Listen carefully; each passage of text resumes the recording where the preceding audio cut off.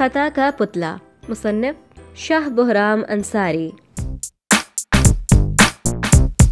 Professor Fahim ریاضی کا period لے رہے تھے اور طلباء کو جیومیٹری کی کچھ اشکال اور سوالات سمجھا رہے تھے۔ جب وہ کام کروا چکے تو پوچھنے لگے، بچوں بتاؤ یہ سوال سمجھ میں آ گئے یا نہیں؟ کچھ بچوں نے ہاں میں جواب دیا، کچھ گردن ہلا کر انہیں رام کرنے لگے۔ اتنے میں سر فہیم کی نظر آخری ڈیسک پر براجمان ثاقب پر پڑی۔ وہ اپنی اینک اتار کر رومال سے اسے صاف کر رہا تھا۔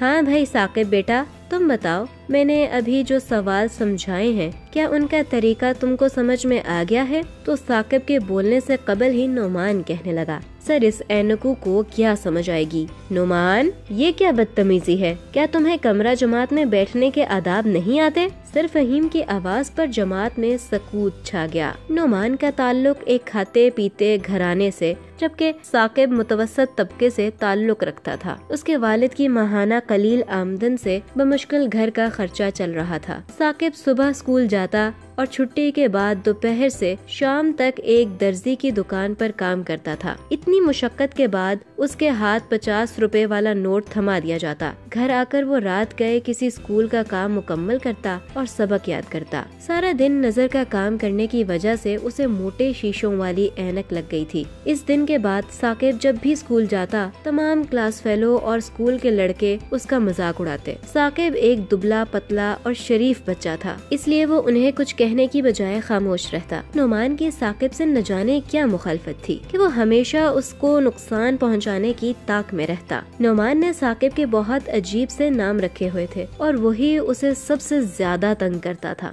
سر فہیم کا پیریڈ ختم ہوتے ہی نعمان پھر شروع ہو گیا اور آج تو ثاقب بھی اپنی توہین برداشت نہ کر سکا اور اس کے منہ سے بے اختیار نعمان کے لیے بد دعا نکلی۔ شاید وہ قبولیت کی گھڑی تھی، کیونکہ اسی رات جب نعمان معمول کے مطابق کمپیوٹر سے اٹھا تو اسے اپنے ارد گرد دھندلا سا دکھائی دینے لگا۔ پھر اس کی نگاہ سے اپنے کمرے کے سامنے کی سیڑھیاں بھی اوجھل ہونے لگیں۔ اس نے صورتحال کو قابو میں نہ دیکھتے ہوئے چیخنا شروع کر دیا۔ اس کی امی اور ابو دوڑتے ہوئے اس کے کمرے میں آئے۔ ان کے پڑوسی ندیم آنکھوں کے ڈاکٹر تھے۔ ڈاکٹر ندیم آنکھوں کا معائنہ کر کے بتایا کہ اس کی نظر کمزور ہو گئی ہے اور اسے اینک کی ضرورت ہے۔ نعمان کے یہ سن کر رونگٹے کھڑے ہو گئے۔ 2-3 دن بعد وہ اسکول جانے کے قابل ہوا تو اس کے سارے فرینڈز نے حسب عادت اس کا بھی مذاق اڑایا۔ تھوڑی دور جا کر اسے ثاقب اپنی طرف آتا دکھائی دیا۔ وہ فوراً پیچھے مڑنے لگا تھا کہ ثاقب نے اسے آواز دے کر روک دیا۔ اپنی بے عزتی کے ڈر سے نعمان کی ٹانگیں کانپ رہی تھیں۔